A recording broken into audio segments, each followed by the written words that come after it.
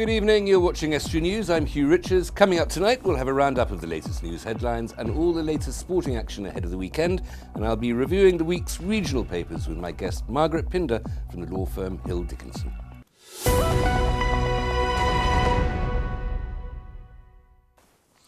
A Lincolnshire man has been jailed for 27 months after admitting possession of an imitation firearm with intent and 2 charges of making threats to kill. Lincoln Crown Court heard how 29-year-old Scott Hand, formerly of Moortown, Market Raisin, had fired 2 shots from a ball-bearing gun at his ex-wife's parents' cottage in Wickenby. The confrontation followed a number of threatening voicemails and messages. Mr. Hand had previously sent to his ex-wife. Judge Simon Hurst told Hand that it was plain that his intention was to frighten people when he took a ball-bearing gun to the cottage. A creative arts youth group in Hull has secured vital funding, which will help them continue running in the city centre. The Freedom Road Arts Centre, based on Alfred Gelder Street, has received an £80,000 grant from Children in Need. Project coordinator Ian Bolton welcomed the latest round of much-needed funding given to the charity. We've been funded for the last kind of 6 years really, and again luckily we've got another grant that keeps us going for another 3 years. It kind of funds the foundations of our service. That's drama, music, dance, filmmaking, and kind of the idea is that obviously this, as I say, it kind of keeps the foundations going. This is so important that we're able to kind of keep those young people engaged at that level, at least throughout those next 3 years. I got in trouble a bit when I was like 14, 15-ish, and they helped me to get back onto the straight and narrow path and figure out what I wanted to do in my life. I went to college, I got a job, and then I started to tell the other young people about obviously the project and what they did for me. They helped me. If it wasn't for them, I don't know where I'd be now. I've now got 2 kids and a partner, and we live together. But yeah, they've really done a lot for me in my life. You work with young people and you build that connection with them, and it's that feeling of I don't want to let these kids down. And now they do any of other members of the team, and it's so important that we've got that so we can kind of continue their journey. This is something that's the consistent thing in their lives, when other things sometimes become quite chaotic. Coming to us on a Saturday morning to do the music or a Thursday night to do the drama is something that's vital for them as young people. If we didn't get this funding, then it'll be very difficult for the next few years. So the Children Need funding is really going to help the charity for the next few years. So that's good news. No more worries for the next few years. We can carry on going. The Chief Executive of OnGo Partnership has announced his retirement. Andy Estuary has led the Housing Association for 7 years and oversaw the rebranding from North Lincolnshire Homes into OnGo Homes in 2016. As well as being the largest housing provider in North Lincolnshire, the association has a community investment programme in Scunthorpe offering employment support and recruitment services. Mr. Estuary will continue in the role until a successor is chosen to take over next year. Former parliamentary candidate for Gainsborough, David Prescott, has been suspended from his job in the office of Jeremy Corbyn. The son of former Deputy Prime Minister Lord Prescott, he's being investigated by Jeremy Corbyn's office. Mr. Prescott launched an unsuccessful bid to become the Labour candidate for Hull West and Hessle earlier this year. He also stood as a candidate in Gainsborough during the 2015 election, but he failed to get what is admittedly a very safe blue seat. This weekend marks the annual Remembrance commemorations as the country remembers and honours the contribution of its fallen men and women in 2 world wars and later conflicts. Armistice Day takes place tomorrow, as usual. It's always held on the 11th day of the 11th month, and a 2-minute silence will be observed at 11 o'clock in the morning. It marks the ceasefire agreed between the Allies and the Germans in 1918. Remembrance Sunday takes place a day later, and there are several services taking place in our region. Dignitaries from the Royal British Legion will parade from Barnelby Road to the Cenotaph in Waltham at 10:45 a.m. before a remembrance service at 11 a.m. In New Waltham, a service at St Matthew's Church will be held at 10 a.m, followed by a wreath-laying service at the Peaks War Memorial at 10:50, and another service is taking place at Humberston Methodist Church at 10:15 a.m. before a wreath-laying service at the village cenotaph.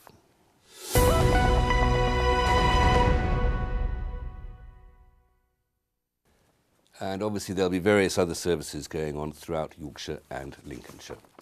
Time now to have a look through the week's papers with my guest, Margaret Pinder, a lawyer from the Hull Dickinson law firm. Have I got that right? Hill Dickinson. Thank you very much. Yes. But a Renaissance woman as well, a musician and a local politician and a former mayor of Beverley. That's right, yes. But let's concentrate for the moment on the music. Ah, yes. Yes, fairly uncontroversial. Well, I don't know, I haven't heard it yet. But you're a double bassist. That's right. And you play with? The Hull Philharmonic, principal double bass with the Hull Philharmonic. And you've got an event coming up. It is our first concert of the 17-18 season on the 25th, Saturday, 25th of November in Hull City Hall. And what we've been doing with our November concerts, we've been following the 14-18. So each November concert, we've done something that reflects on that. And this year, on the First World War. On the First World War.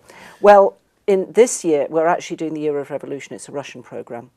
We're doing the big symphony Shostakovich 12, which he actually wrote in, I think, 63, but it was about the revolution. Big, big, big work. And we're also doing the Tchaikovsky Violin Concerto with Callum Smart and the 1812 with all the canon. We've actually lined up 12 bass drum players, a lot of them from the City of Culture, involved in the City of Culture, to be our canon. So we've got our canon players, but whether we've got enough bass drums, I'm not sure yet. But it should be a tremendous... Have you got enough gunpowder? Well, we don't know that. Apparently there used to be a dent in the roof of the City Hall where they used to put depth charges in dustbins, and somebody had the bright idea of putting a lid on, which of course, shot this thing up, and I think it's been sorted now. So the 1812 is always a real barnstormer. Absolutely, Yes. Fantastic, Tchaikovsky.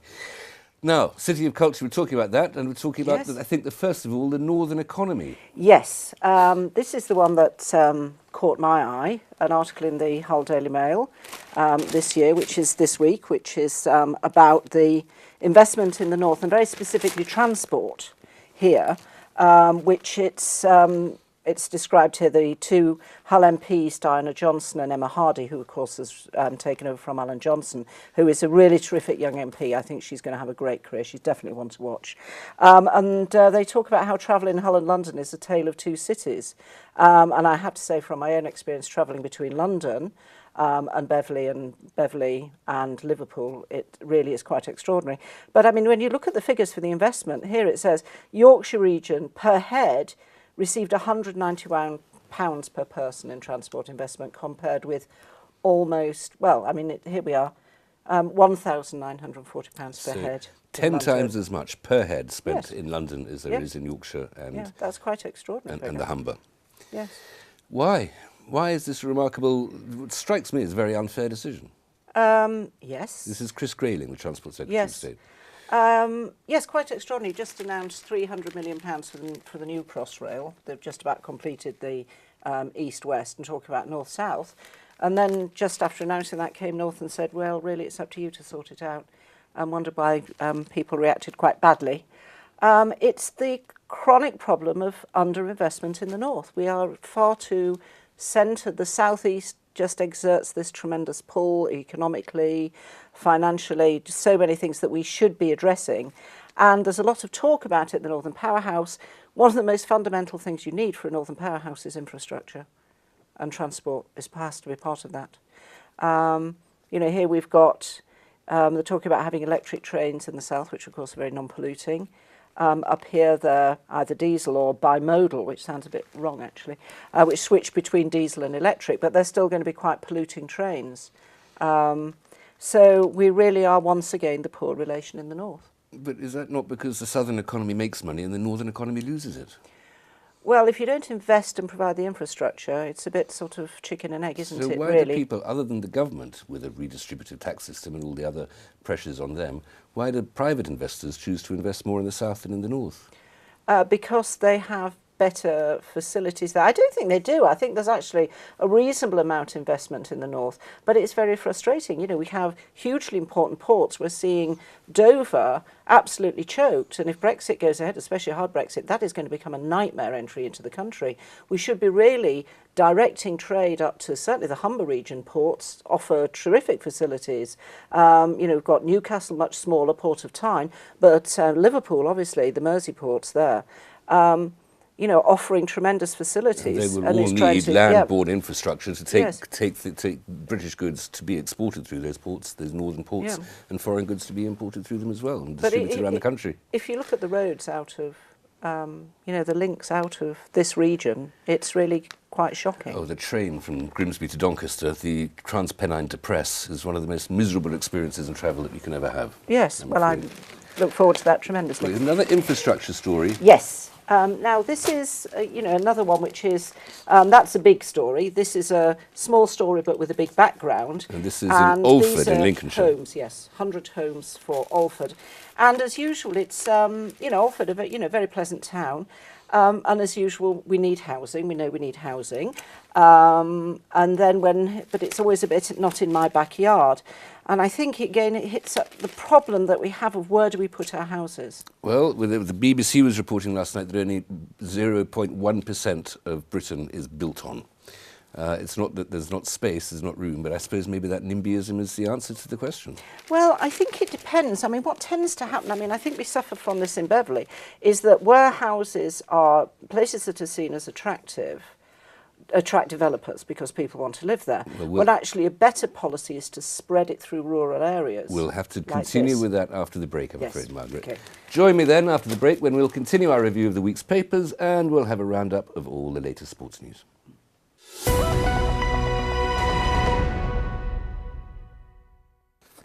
Welcome back. You're watching Estuary News. Still to come tonight, all the latest sports news with Jack, and still with me in the studio, Margaret Pinder, having a look at the papers. We were interrupted as we were That's talking right. about this new development in Alford. Yes, I think it's part of a bigger story because here we have 103 new dwellings approved to go with existing 107 phase one. That's 300 houses. Now, I think this raises the issue of planning, local people objecting. And I think the thing about house building is the point I was making that, you know, attractive towns will attract developers because people want to live there. But what we're seeing is actually a drain of resources away from rural areas. Now, it may be that Alford is actually able to take 300 houses. Our villages have always grown incrementally. They simply have. They weren't frozen in the Middle Ages. If you look, they've always grown. Most villages can take more houses, more or less, and small towns. And what happens then is you actually have a sustainable community that can sustain a school, a surgery, you know, a shop, all the kind of things that we're seeing. Well, yes, obviously. All the sort of things that we're seeing being lost and people, you know, lamenting in rural areas. Whereas if we had coherent planning policy that was actually willing to spread those things, rather as this is being, and I don't know enough to comment on this, you know, whether this is good or bad, but the point I'm making is that the importance of actually not dumping large dwelling and developments in areas where, you know, one argument here is the infrastructure can't support it. There are similar arguments about developments just outside Grimsby as well. I Yeah. think it's probably a universal circumstance. But the fact is, the more houses you build, supply and demand, you increase the supply of houses, the price goes down, more people can afford them. And we live in a world at the moment where there are a number of people living on the streets or sofa surfing, and there are ridiculously large numbers of people in their 30s still living with their parents, which is probably not very happy for either party. So it is a necessity, is it not, to just increase the housing supply? I think so. There are conversations about providing affordable housing, but the question of what that is, you know, what becomes affordable. You know, if somebody's living on the street, then any house is out of their range. I think we have, compared with continental Europe, far too strong an attachment to home ownership, when renting is not a bad option if you have proper rental controls and proper controls on landlords and the quality of housing. What I would like to see alongside house building, which we need, is there are a lot of properties existing in city centres that could actually provide housing if they were renovated. There's been quite a lot of it in Hull in some areas, which is really quite laudable. So it's not just about building new homes, it's sensibly using what's already there. Very often you walk down a high street and you look at the level above the shop windows, which is where the proper architecture starts anyway, and you see the dusty, broken windows that are clearly uninhabited and 2 or 3 floors above the shops. Yes. They could be perfectly delightful homes. Yes, and in London they certainly would be. Well, in London it's a slightly different story, isn't it? Talking of local services and pubs, I found one here. This is in Humberston, just south of Grimsby. Villagers Sports Bar is bidding to be allowed to serve alcohol from 8 in the morning to 1 o'clock in the morning. Wow. Now, I'm not going to pretend I'm not a bit of a tippler, Margaret, but 8 in the morning's a little early. Yes, even for that me. is, you have to be pretty committed or have a problem, or both. Or an unconventional attitude to breakfast, certainly. Yes. I can see, presumably that's in a residential area. It is, and there are many complaints. It's coming before the planning committee next week, and there are many complaints. The licensing committee, a lot of locals are saying this is going to make a very poor impact on their home lives. I can imagine that. I mean, I assume they'll be doing things like serving breakfast and have morning television on, but it does seem an awfully early point in the day to be forking alcohol across. I'm not sure that the sun has quite gone over the Yardown at that point. No, well, it may have somewhere in the world, but definitely not there. It's a bit of a tension there, isn't it, between sort of freedom to trade. Why should somebody, Yes. if there's two individuals, one willing to sell a pint of beer, the other willing to buy a pint of beer, why there should be an interference in that transaction from anybody else, balanced with the fact that having drunk several of those pints of beer, if you're starting at 8 o'clock in the morning, there's going to be a possibility of singing. Well, exactly. I mean, that's why it's not, there's the public interest element. That's why things like alcohol and certain things are regulated. There's a point at which the government becomes slightly paternalistic, but it's in the greater interest. Yes, I remember going through Schiphol very early in the morning and seeing men sitting drinking pints of lager and thinking, how can you possibly drink that at 7 o'clock in the morning? But then I remember coming in on a flight from Indonesia, at which point it was not 7 o'clock in the morning for me, and being one of those dreadful people, getting off a flight feeling very thirsty and being very grateful I could get a pint of lager at 7 in the morning, although of course my body clock was telling me it was otherwise. But that was in Schiphol Airport. This is not on a regular basis in a pub in a residential I don't part. think time zones count in airports. You're allowed No, to do yes. anything What happens there. in airports stays in airports. Talking about government regulation, you found a story about a computer password Yes. problem here, which is... Yes. Now, this seems quite funny, but again, it's a story with a bigger issue behind it. So this 9-year-old girl from Immingham left her father shell-shocked when she guessed his PayPal account password to book a dream £1,000 trip for one. She didn't take the She's not family going to take for anybody else one. with her, right? Yes, well, if it was to Disneyland and Paris, it's like the old joke, the password had to be 7 characters, 8 characters, so she chose Snow White and the 7 Dwarfs, obviously. So her poor father was fast asleep and she went on a spending spree on flights, hotels and VIP trips. So that, which of course, seems very funny, seeing as it's not our daughter that's done it. How can you get... guessing a password, I suppose if you know a man well enough, you know what he's interested in. It's going to be the name of the dog, isn't it? I wouldn't begin to guess, but he said, have a pin on your phone. You would think that'd be the most basic thing. And I'll tell you this, don't use your finger. Use somebody else's. They shrivel after a while, but you can always change it. Don't use a 4. Use 6-figure password is the better one, because at the moment, cybersecurity, I mean, this is a kind of funny story, but there's a much serious thing behind it. Cybersecurity is the hot topic for business at the moment. Yep. Really hot topic, because so much can be lost. And so for much law. can be lost. Margaret, thank you Yes. so much. So that's a good warning to end on there. Thank you very much. Yes. Here's Jack with all the sports news.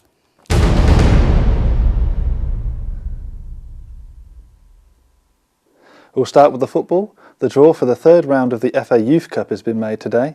Hull City under-18s have been drawn away to AFC Bournemouth, while Scunthorpe face a potential clash against reigning Youth Cup champions Chelsea if they can overcome Cambridge United in their yet-to-be-played second round match. Third round ties must be played by Saturday the 16th of December. Scunthorpe United hosts mid-table side Bristol Rovers in League One at Clanford Park tomorrow. The Iron will go into the game with confidence after being unbeaten in their last 5 league and cup games, while Rovers have lost 6 of their 8 away league games this campaign. Scunthorpe manager Graham Alexander said he is pleased some of his players are being recognised for their good club form with international call-ups. We're proud as a club that we've got 2 players away on international duty. So I doubt if that's happened very often in Scunthorpe's history. But it can always happen through injury, for suspension, and you have to be able to continue to be competitive without certain individuals at certain parts of the season. We try to work on a basis of keeping all our players ready and really competitive. We train at the right intensity to make sure that everyone's available and everyone can be covered for. Meanwhile, Iron captain Rory McArdle, one of the players called up, was an unused substitute for his country last night. He watched on from the bench as his Northern Ireland side lost 1-0 at home to Switzerland in their World Cup playoff first leg. Swiss fullback Ricardo Rodriguez scored the game's only goal after a contentious penalty was given when Corey Evans was deemed to have handled in the area. Grimsby Town are back in League 2 action tomorrow as they travel to high-flying Exeter City. Exeter currently sit 4th in the table, 3 points off Notts County, who occupy the top spot. Mariners fans face a mammoth 600-mile round trip to southwest Devon, but over 200 tickets have already been sold from the 350 tickets allocated to the club by Exeter. In other Grimsby Town news, winger Tom Bolanuara has rejoined National League side Sutton United on a 3-month loan. The 27-year-old has only featured 3 times for Russell Slade's men so far this season. He will hope to get some extended playing time for a side currently 4th in the National League table. On to Rugby League now, and Hull FC today announced their squad numbers for the forthcoming 2018 Super League season. Mickey Payet will take the number 23 shirt after returning to the club from a 2-year spell with Australian side Newcastle Knights. Fellow new recruit Barita Farameo will wear number 2, while prop Josh Bowden takes over number 13 after the retirement of Gareth Ellis, who takes on a new role as the club's football manager. And that's all for the sport.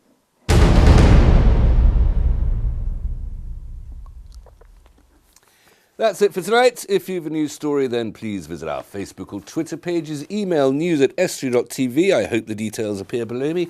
Or phone Grimsby 01472 3155553. Or you can write to us at Estuary TV, Nuns Corner, Laceby Road, Grimsby, North East Lincolnshire, DN345BQ. Please have absolutely excellent weekends. Good evening.